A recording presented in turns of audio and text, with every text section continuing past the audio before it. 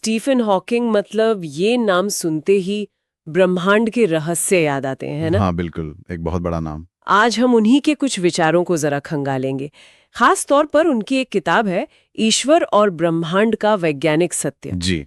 उसमें वो एक बहुत पुराने, मतलब सदियों पुराने सवाल से टकराते हैं, क्या ईश्वर का अस्तित्व है? और ये जानना बहुत जरूरी है कि हॉकिंग का जो नजरिया है वो पूरी तरह वैज्ञानिक है। हाँ, ये बात अहम है। वो ऐसा नहीं कि धर्म को नहीं समझते थे, हाँ, उसकी सांस्कृतिक भावनात्मक अहमियत को समझते थे, पर उनका जो विश्लेषण है वो तर्क, सबूत और हाँ ब्रह्मांड विज्ञान पर आधारित था, आस्था या धर्मशास्त्र पर नहीं। बिल्कुल। तो चलिए इसी वैज्ञानिक यात्रा पर चलते हैं, देखते हैं कि हॉकिंग कहाँ तक पहुंचे। अच्छा, तो शुरुआत कैसे हुई थी इस सोच की? मतलब पुराने जमानों में तो सब कुछ ईश्वर ही करते थे ना? हाँ वो तो है। जब विज्ञान का इतना विकास नहीं हुआ था तो सोचिए, प्राचीन सभ्यताओं के लिए प्रकृति एक पहेली जैसी थी। जैसे? अरे जैसे बिजली क्यों चमक रही है, बारिश कैसे हो रही है, इन सब सवालों का जवाब वो लोग देवी देवताओं में खोजते थे। अच्छा। हर घटना के पीछे कोई न कोई अदृश्य शक्ति, कोई देवी देवता का हाथ मान लिया जाता था। लेकिन फिर मतलब तस्वीर बदली, न्यूटन जैसे लोग आए। हाँ बिल्कुल। फिर आई वैज्ञानिक क्रांति। न्यूटन ने गति के नियम बताए, गुरुत्वाकर्षण समझाया। तो चीजें थोड़ी साफ होने लगी। सही कहा। अब प्राकृतिक घटनाओं की वैज्ञानिक व्याख्या मिलने लगी, तो हर चीज के लिए ईश्वर को जिम्मेदार ठहराना वो जरूरी नहीं रहा। लेकिन फिर भी एक भूमिका जैसे बची हुई थी, वो थी ब्रह्मांड को शुरू करने वाले की। जैसे किसी ने बस नियम बना दिए हों। हाँ बिल्कुल। जैसे किसी ने सारे नियम बनाकर घड़ी चालू कर दी और फिर छोड़ दिया कि भाई अब अपने हिसाब से चलते रहो। और यहीं पर मुझे लगता है स्टीफन हॉकिंग का सबसे मजेदार तर्क आता है, बिग बैंग वाला। हाँ, बिग बैंग थ्योरी। उन्होंने आइंस्टीन की जनरल रिलेटिविटी, जो स्पेस टाइम के बड़े स्केल को समझाती है, और क्वांटम मैकेनिक्स, जो बहुत छोटी, मतलब परमाणुओं से भी छोटी दुनिया के अजीब नियमों को देखती है, इन दोनों को मिलाया। दो बिल्कुल अलग लगने वाली चीजों को। जी हाँ। और इन दोनों सिद्धांतों से पता चला कि हमारा ब्रह्मांड करीब 13.8 अरब साल पहले एक बहुत ही गर्म और घने बिंदु से शुरू हुआ था, जिसे हम बिग बैंग कहते हैं। बिल्कुल।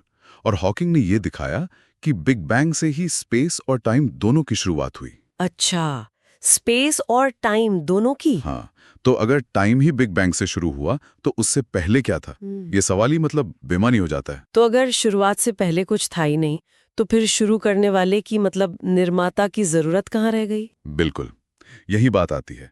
और इसी से जुड़ा है हॉकिंग का वो बहुत मशहूर कथन, कौन सा वाला? जिसने विज्ञान और दर्शन दोनों दुनियाओं में हलचल मचा दी थी। वो कहते हैं, क्योंकि गुरुत्वाकर्षण जैसा एक नियम मौजूद है, ब्रह्मांड अपने आप को शून्य से बना सकता है और बनाएगा।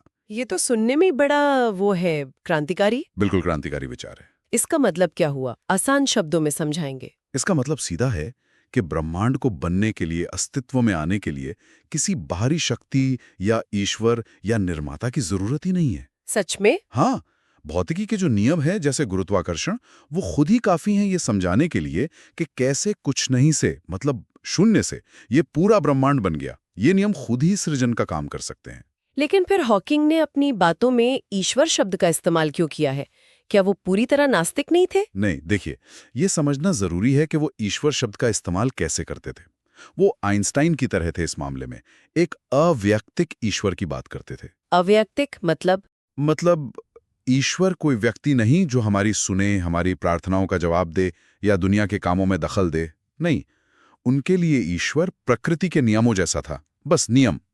वैसे पर्सनल गॉड में विश्वास नहीं करते थे। अच्छा, तो ये विज्ञान और जो पारंपरिक धर्म है, उसके बीच का एक बुनियादी फर्क हुआ, है ना? हाँ, निश्चित रूप से। धर्म अक्सर आस्था पर, परंपरा पर या फिर व्यक्तिगत अनुभव पर टिका होता है, हम्म। जबकि विज्ञान पूरी तरह से सबूत, तर्क और परीक्षण पर जोर देता है। हॉकिंग के हिसाब से बिना सबूत के किसी चीज पर यकीन करना वो विश्वास या आस्था हो सकती है, पर वो वैज्ञानिक ज्ञान नहीं है। तो अगर हम पूरी बात को समेटें, हॉकिंग के तर्कों को देखें, तो सार ये निकलता है कि भौतिकी के नियम ही काफी हैं। वो ब्रह्मांड की उत्पत्ति और उसके होने की एक पूरी अपने आप में मुकम्मल कहानी बताते हैं। हाँ और अगर वैज्ञानिक नजरिए से देखें, तो फिर किसी दिव्य निर्माता के लिए कोई जगह बचती नहीं। जी। और ये साफ करना भी जरूरी है कि ये जो निष्कर्ष है, ये ब्रह्मांड विज्ञान की हमारी आज की समझ पर आधारित एक वैज्ञानिक नजरिया है। ये उन जवाबों से अलग है जो आस्था या शायद दर्शन के नजरिए से दिए जाते हैं। विज्ञान हमें बताता है कि चीजें कैसे काम करती हैं। क्यों का जवाब शायद विज्ञान न दे पाए। हाँ, क्यों का सवाल शायद विज्ञान के दायरे से थोड़ा बाहर हो जाता है। ये वाकई सोचने वाली बात है।